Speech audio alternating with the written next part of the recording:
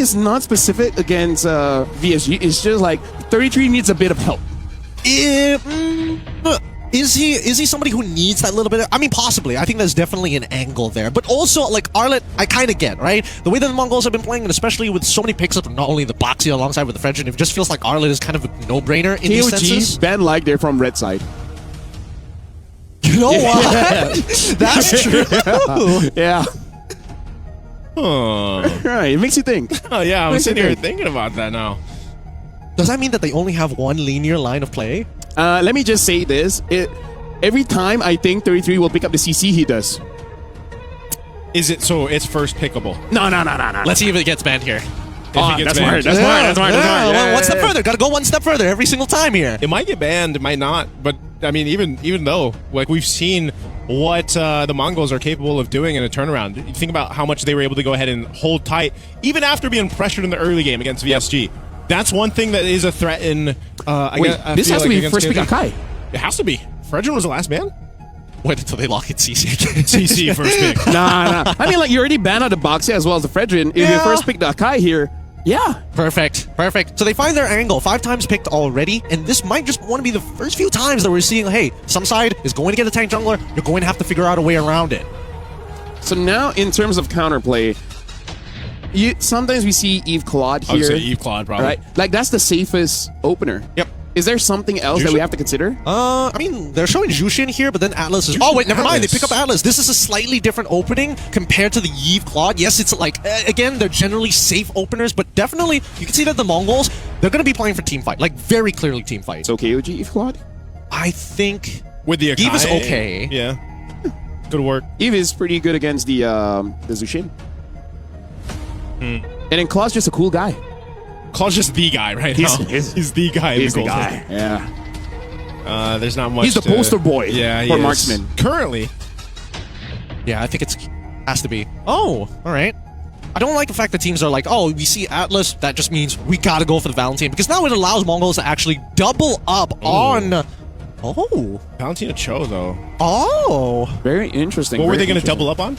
I thought they were just going to double up on like on just bigger and badder ults every single time, right? Just overload Valentina every single time she tries to make an attempt with Fatal Links. Yeah, I think it's just one of those cases, like you said, though. Once you see that Atlas, some teams are just like, you know what, we'd like the Fatal Links too. Not a bad idea. It's kind of cool ult, you know? It's a sick ult. Yeah.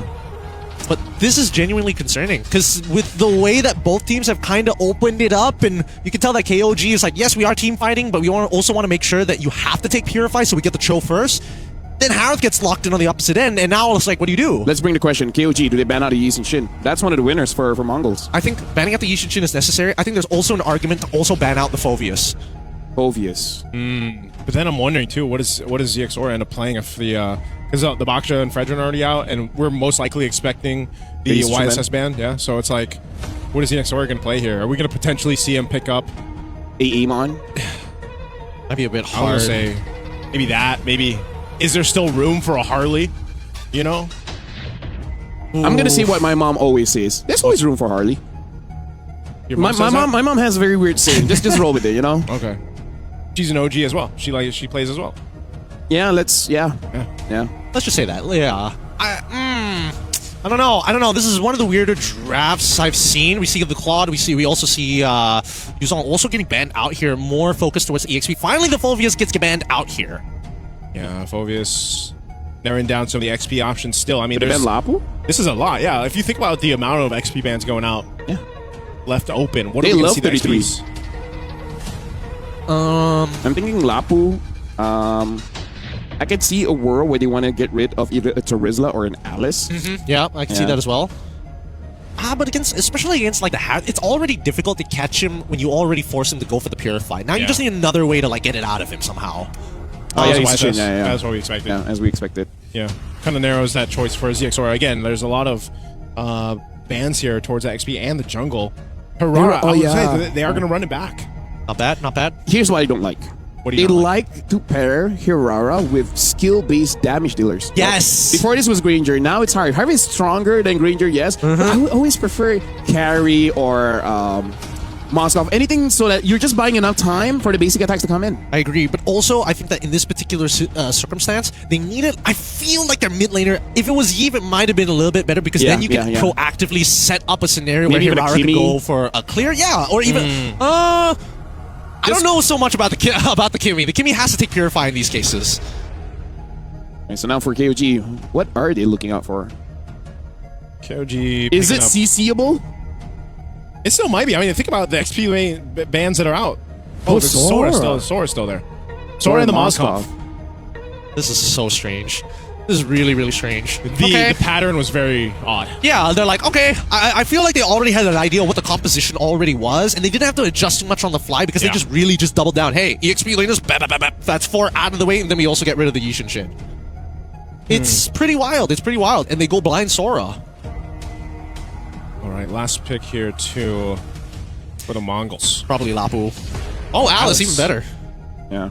Because I really feel like their composition would not do well against a diving tank. But with that being said, I am interested to see how Mongols is going to make this draft work. I have my doubts. So I want to see how it actually plays out. So now, Nice as well as Gideon. I don't want to give any kind of thoughts. I'm just going to give it over to you guys and all the best. Wait, is that too much? Hey, thank you. Thank you. We'd love to hear your thoughts, but we'll do our best here with this one. Again, it's me, Naisu, Gideon, to bring you our match 7. We're here, day 1 of the wildcards for MSC. We have 2 matches left for the day, including this one. So here we are, coming down to it. The Mongols, if you missed their previous game when they did play against VSG, they had a rough start to the game, but man, they held on. They turned the game over on its head, and they got the dub. And now for KOG, one of the favorites, I'd say, for the wild card, they're going to be facing up against the Mongols, who technically have some momentum, but we'll see this. Gideon, what do you think of the drafts here? Oh, I don't know. I've been thinking about it for a little while. As much as the order has been really, really strange, they have to have some kind of set play here. Because there's a lot of different tools on both sides that actually counter each other if used correctly. So I think it's about just baiting it out early on. Speaking about baiting it out early on, Nile taking way too much damage here and is going to be forced to use an early regeneration for the time being. And Mumu, I think for the laning phase, it should be totally fine. I am a little worried about the team fights later down the line. First hurdle is where things are going to get interesting.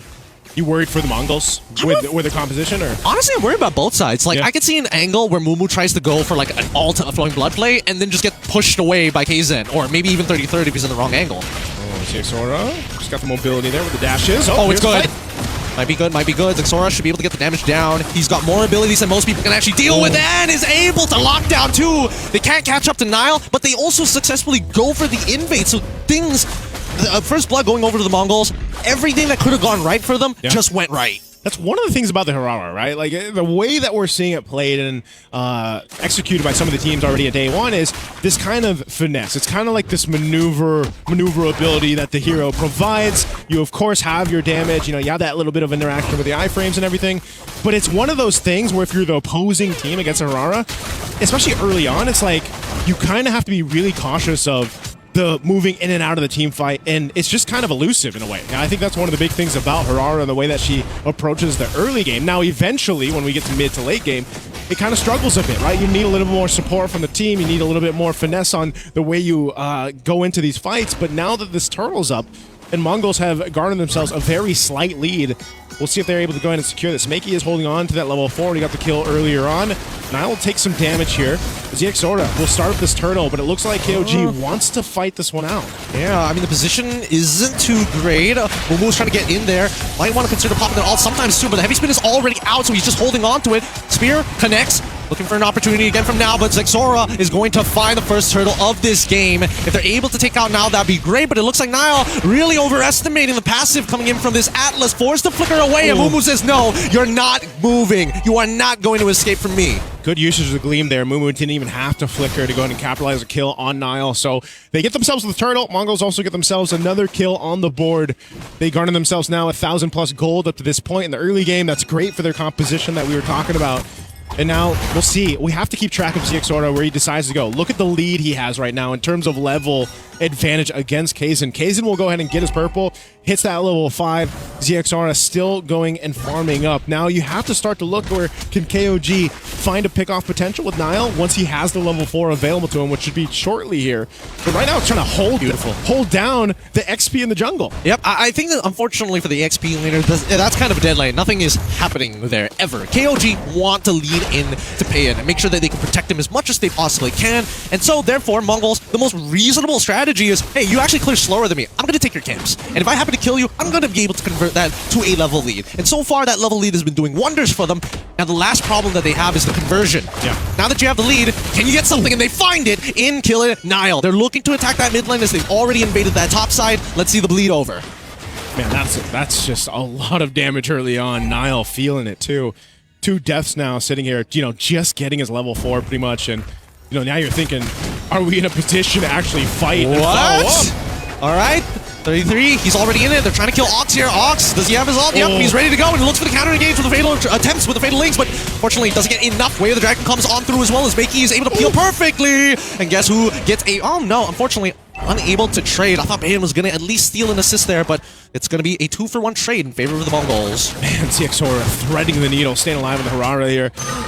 Able to kind of, again, that's what it is. He maneuvers through these fights, he pumps out his damage, he gets out. The rest of the team kind of follows through. That might have been even a better team fight if the spear would follow through from Payan, but still, he has to deal with K here up in that gold lane, and there's just nothing favorable happening right now for KOG.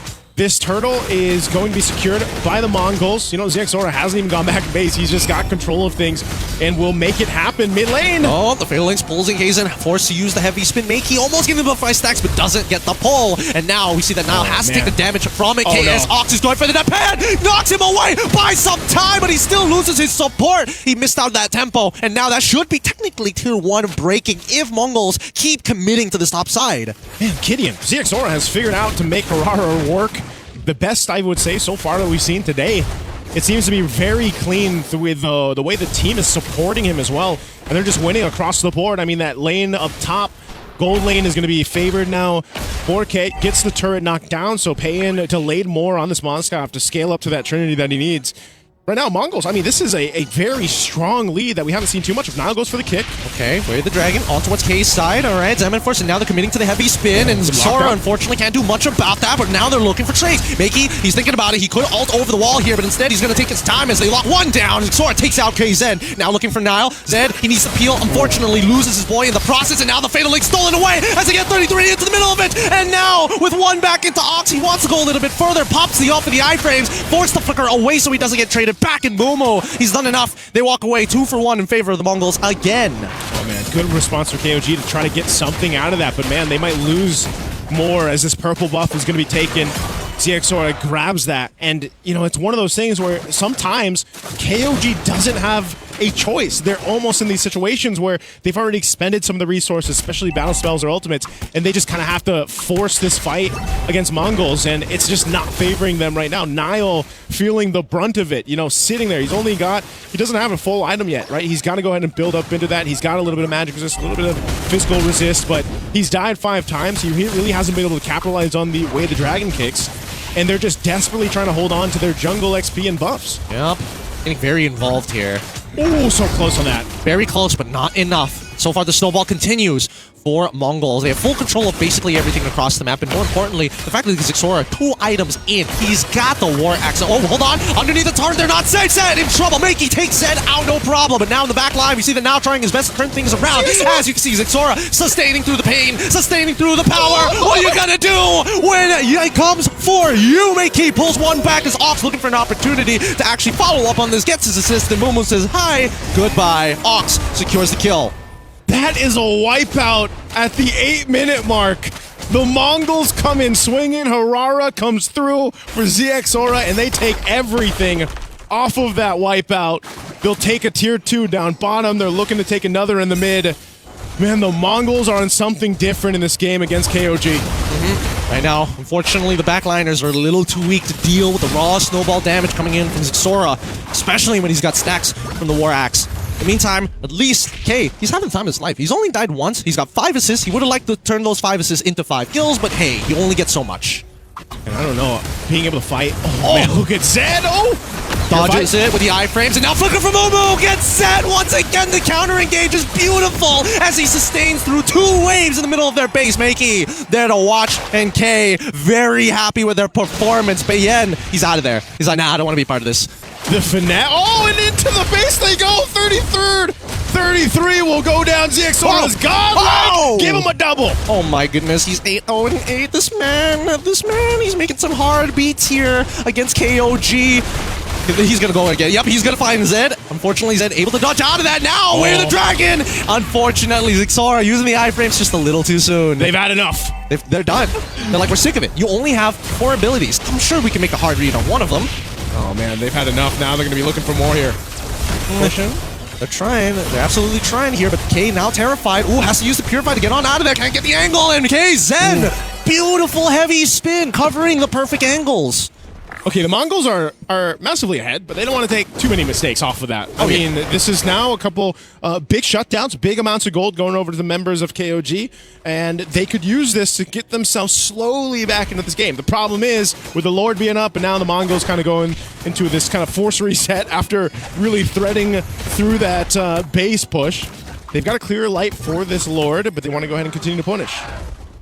Fully itemized here. Trinity not done yet, unfortunately, for Payan. But K, he's ready to ball. He's got the Holy Crystal. He's down a clown with the rest of his team at this point. Oh man, let's see if they do it here. Centered up around. That looks good. Wait, Oh, the engagement? no. What the Momo? He was already on top of Payan, and now they're getting intercept Ox. He needs to find something to terrify his grip, but unfortunately, he buffered in the Fatal Links and gets nothing. Nile goes down, but they're not done just yet. 33 down as well for the count as K is just a little too strong to deal with it. K-Zan unleashes the heavy spin a little too late, and now gets pulled into this. Minions pushing into the base. Fatal Links already through. Zed can't do it. Zexora says no with a double to close out this game right at the 10-minute mark. They get it done. 10 minutes, 58 seconds. One of the best games so far we've seen here from a Hirara, if not the best.